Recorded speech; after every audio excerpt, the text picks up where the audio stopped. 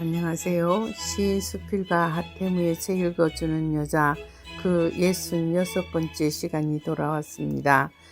금년 여름은 지구의 온실화로 위해 더 무더운 여름이 될 것이라고 합니다.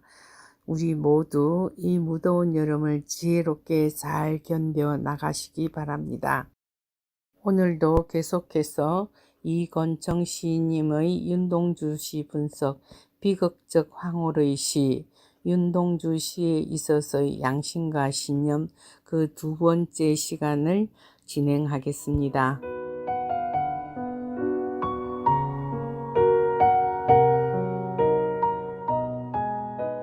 윤동주는 보다 포괄적이고 온전한 자기 자신을 표명하기 위한 몇 개의 상징들을 동원하고 있다.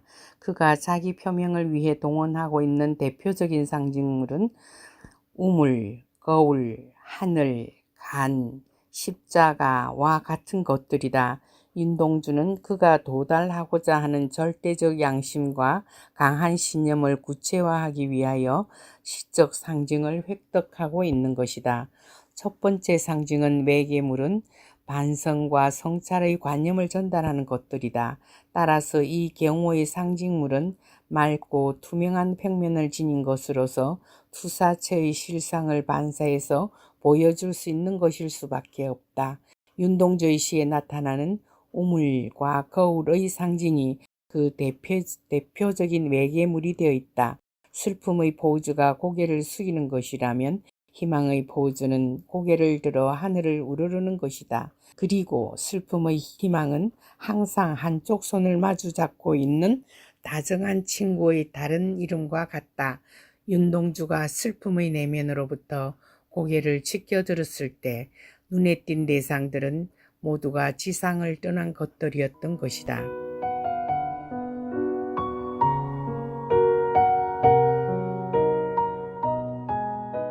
자화상 윤동주. 우물 속에는 달이 밝고 구름이 흐르고 하늘이 펼치고 파란 바람이 불고 가을이 있습니다. 그리고 한 사나이가 있습니다. 어쩐지 그 사나이가 미워져 돌아갑니다. 돌아가다 생각하니 그 사나이가 가엾어집니다. 도로 가 들여다보니 사나이는 그대로 있습니다. 다시 그 사나이가 미워져 돌아갑니다. 돌아가다 생각하니 그 사나이가 그리워집니다. 우물 속에는 달이 밝고 구름이 흐르고 하늘이 펼치고 파란 바람이 불고 가을이 있고 추억처럼 사나이가 있습니다.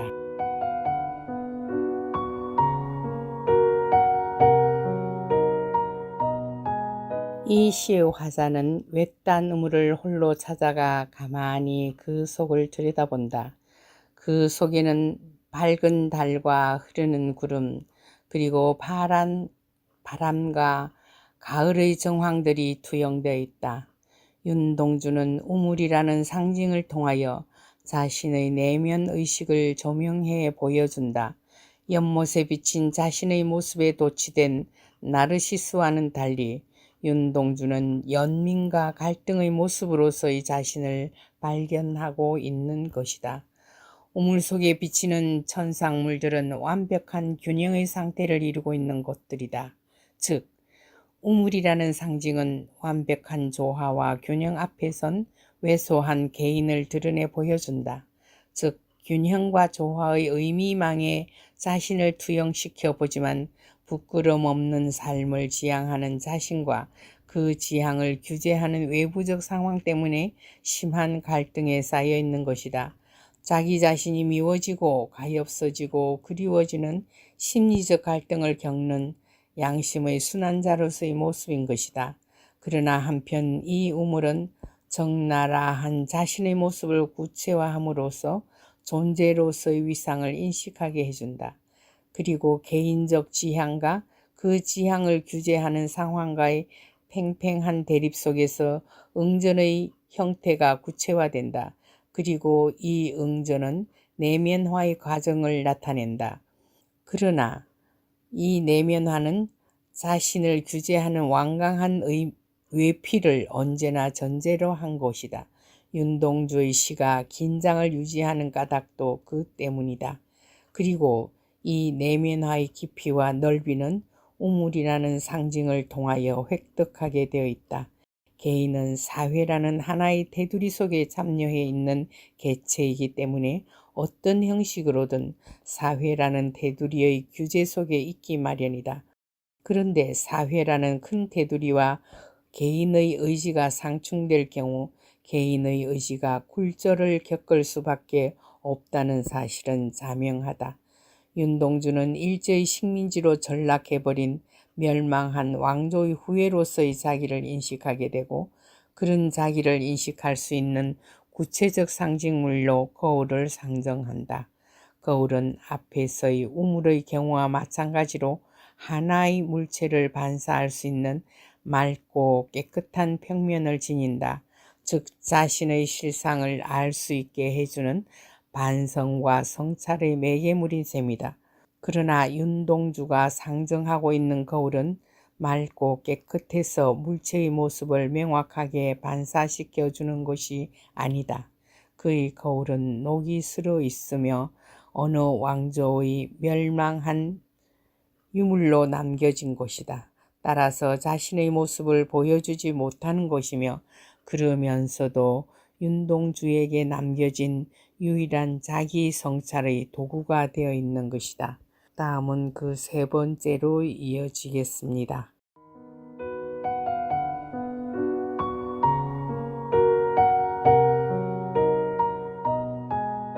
제 이야기는 남해 FM 91.9MHz 라디오와 남해 FM 스마트폰 전용 앱에서 본방송 매주 금요일 오후 8시, 재방송 일요일 저녁 9시와 화요일 오후 5시 매주 3차례에 걸쳐 30분간 진행됩니다. 그리고 남해 FM 유튜브와 페이스북 또는 네이버 블로그 소리울의 꿈을 통해서도 들으실 수 있습니다. 계속해서 세 번째 시간 나일의 선물로 들어갑니다. 투탕카멘 무덤 발굴 이야기를 하겠습니다. 1922년 11월 영국인 하워드 카트는 투탕카멘의 무덤을 찾아냈습니다. 인간의 역사가 시작된 뒤로 가장 큰 보물 발견이라 일컬어지는 투탕카멘 무덤 발굴은 무덤을 찾는 데 6년, 보물을 조사하고 옮기는 데 또다시 6년이 걸린 대역사였으며 수천 년간 도굴되지 않은 채 고스란히 발굴된 유일한 왕릉이었습니다. 엄청난 양의 소장품은 해외로 유출되지 않고 전체가 이집트 고고학 박물관에 소장될 수 있었으며 이 고분의 부장물은 헤아릴 수 없는 귀중한 것들이었습니다. 그것들은 BC 1350년에 살았던 전설적인 파라오들의 생활을 생생하게 드러내주는 자료가 되었습니다. 순금으로 된 제일 안쪽의 관에 미라로 된 투탕카멘의 시체가 보석을 박은 수의로 덮인 채 발견되었으며 그의 얼굴에는 수정과 유리를 박은 황금 마스크가 씌워져 있었습니다. 목과 가슴 위에는 파라오의 어린 왕비 인게셈이 마지막 바친 선물인 듯 백합과 국화와 연꽃의 꽃다발이 놓여 있었습니다. 무덤 속에서 3300년을 보낸 이 꽃들은 발견 당시에도 희미한 색조를 띠고 있었습니다. 카트와 오랫동안 고통을 나누었던 후원자 가나반경에게는 그것은 길고도 고된 추적이었지만 마침내 그들이 받은 보답은 그간의 고생을 보상하고도 남을 만한 것이었습니다. 그것은 가장 놀라운 고고학적 발견이었기 때문입니다. 높은 산으로 둘러싸인 길이 500m, 너비 1km인 음산한 한 산골짜기, 이집트 나일강 중류의 룩소르 서쪽에 있는 왕가의 계곡 골짜기는 BC 2000년부터 1000년 사이에 이집트를 다스렸던 파라오들의 무덤이 들어간 곳입니다. 왜 왕들은 이렇듯 골짜기의 벼랑과 바위 틈에 그들의 죽음을 숨겼을까요? 파라오들은 약 4700년 전부터 1000년 동안 그들의 죽은 뒤에 머물 무덤으로 피라미드를 세웠습니다. 그들은 자기들이 죽은 후에도 영혼은 영원히 산다고 믿었으므로 10년, 20년씩 걸쳐 엄청난 힘을 들여 피라미드를 만들었습니다. 왕들은 그 영혼이 다시 찾아들게 하려고 죽음을 썩지 않게 미라로 만들도록 하였습니다. 또한 살았을 때 쓰던 물건과 보물들도 함께 넣게 했습니다. 피라미드는 어떤 침략에도 견디게끔 거대하게 만들어졌고 도둑질 당하지 않도록 그 입구는 비밀에 붙여졌습니다. 그러나 왕들의 뜻과는 달리 피라미드는 보물을 노리는 도둑들에게 번번이 털리곤 하였습니다.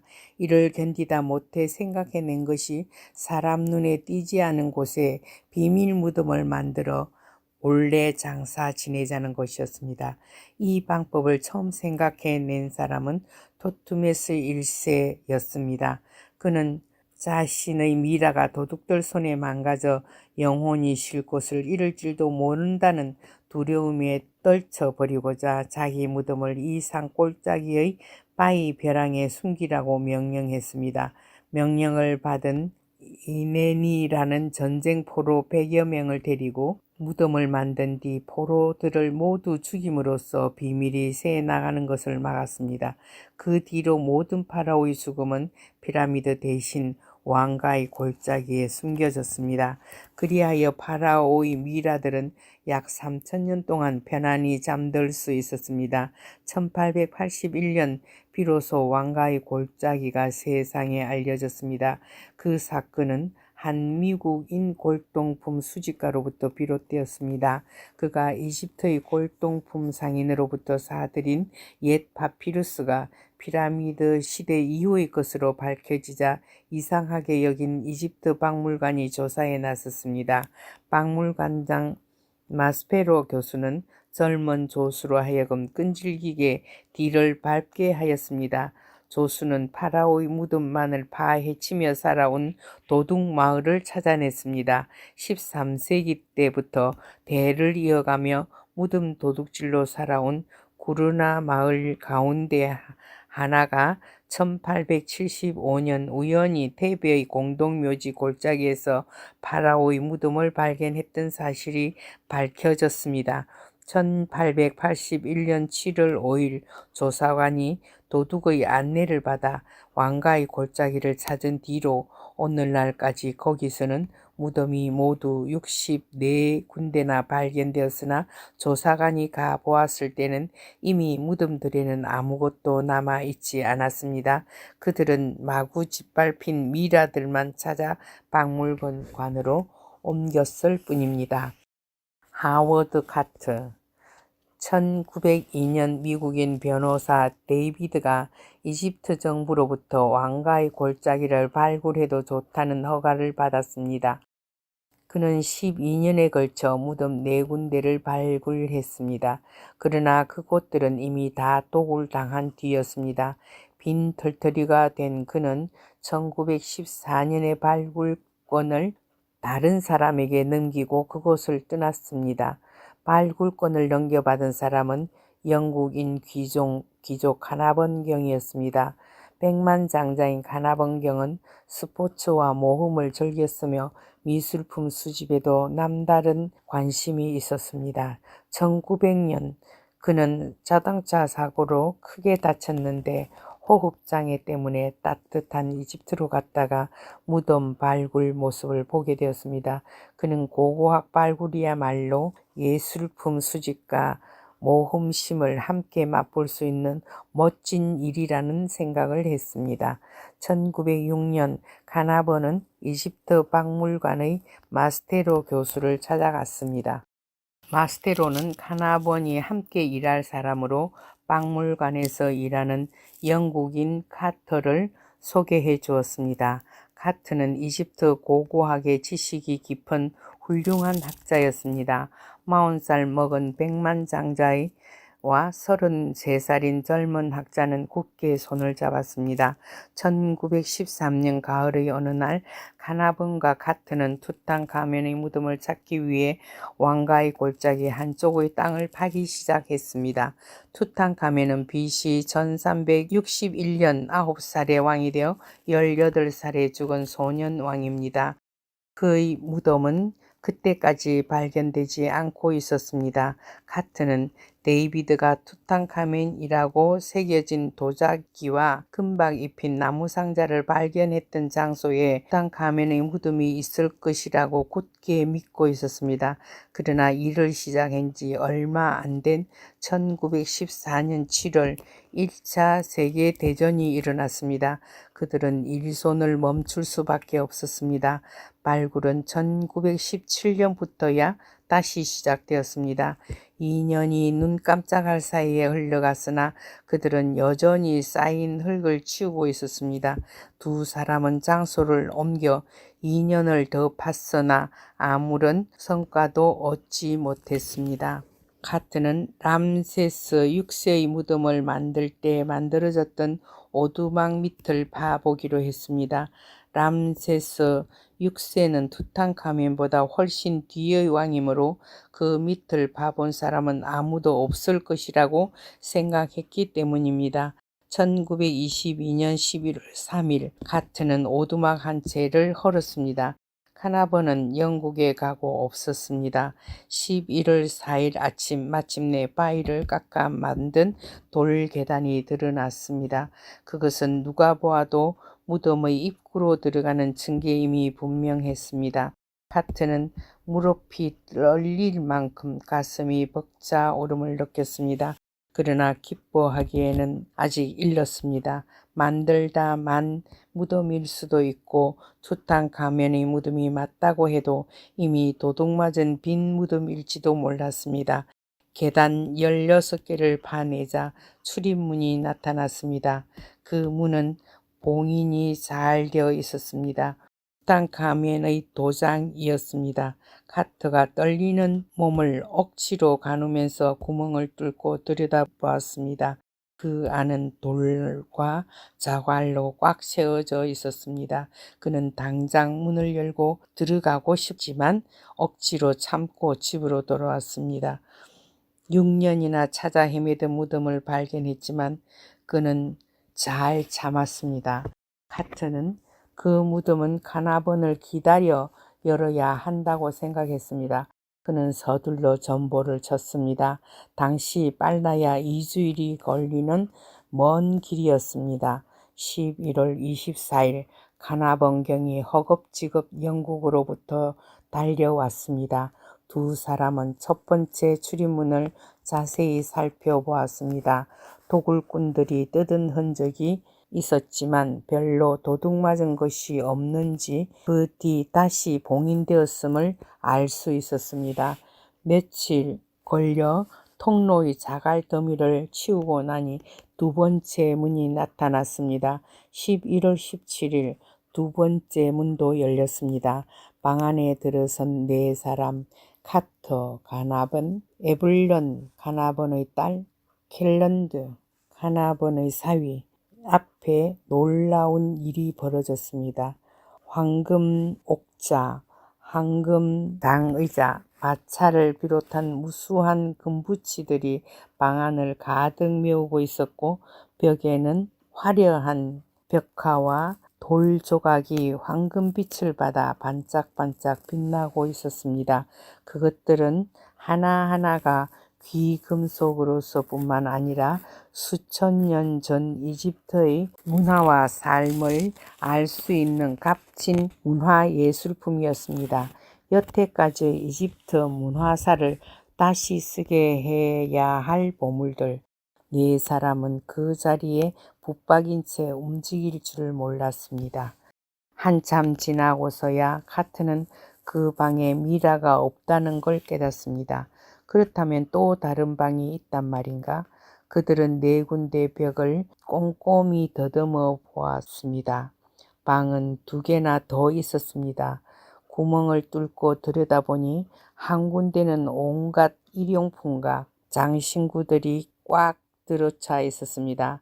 남은 또 하나의 방에 투탕카멘의 미라가 들어있음이 틀림없었습니다. 그들은 잠시 생각을 가다듬었습니다. 앞으로 얼마나 더 많은 보물들이 쏟아져 나올지도 모릅니다. 그것들이 본디 놓여 있었던 자리를 기록해서 목록을 만들고 부서지지 않도록 포장하고 실험실을 세우려면 많은 사람의 도움과 몇 년이라는 세월이 더 필요했습니다. 12월 3일 4사람은 무덤을 다시 메우고 경비원을 세웠습니다. 이 소식이 알려지자 세계 곳곳에서 도움의 손길이 쏟아졌습니다.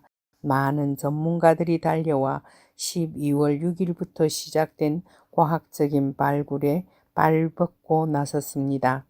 5달이 지난 1923년 5월 13일 1차로 포장상자 34개가 무덤을 떠나 이집트 박물관으로 옮겨졌습니다. 상자들마다 일찍이 이집트에서 발견된 예술품 가운데 가장 뛰어난 작품들로 가득 차 있었습니다. 1924년 2월 17일 카트는 2번째 방의 문을 열었습니다.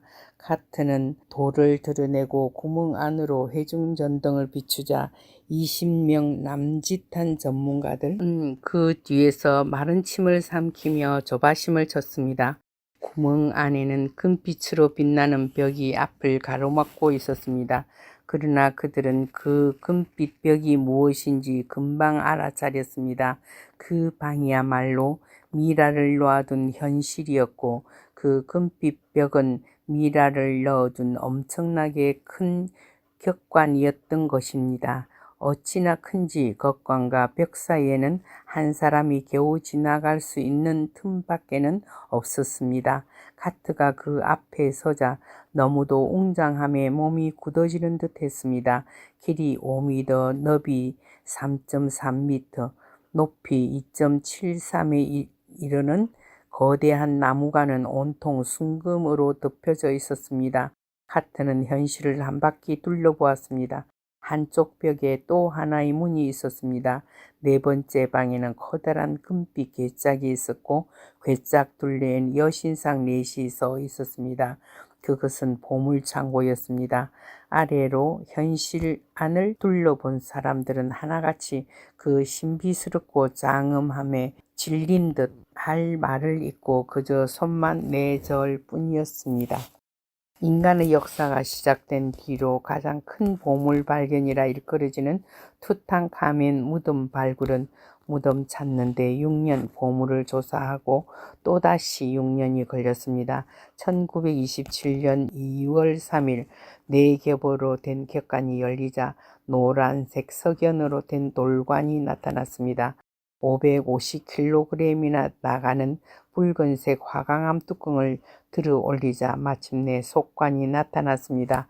속관은 죽음의 모양을 그대로 본뜬 인형 모양을 하고 있었습니다.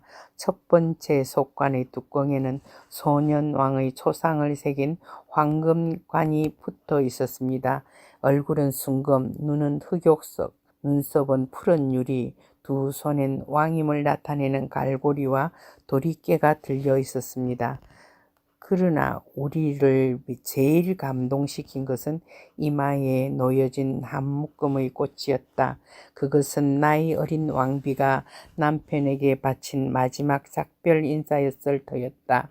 그 꽃다발은 3000년이란 세월이 얼마나 짧은지를 가르쳐주고 있었다. 그렇다. 3000년은 어제와 오늘에 지나지 않았다.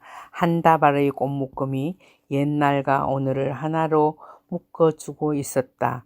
카트는 뒷날 그때의 복참을 이렇게 적었다. 피크리스, 팔랑개비, 국화, 노박 등굴과 꽃같이 만나라 열매들을 소담스럽게 묶은 그 꽃다발은 소년왕이 4월 말 5월 중순 사이에 묻혔음을 가르쳐 주었다. 두 번째 관의 뚜껑에는 예복을 입은 소년왕의 초상화가 있었다. 그리고도 남아있는 관은 너무나 무거웠다.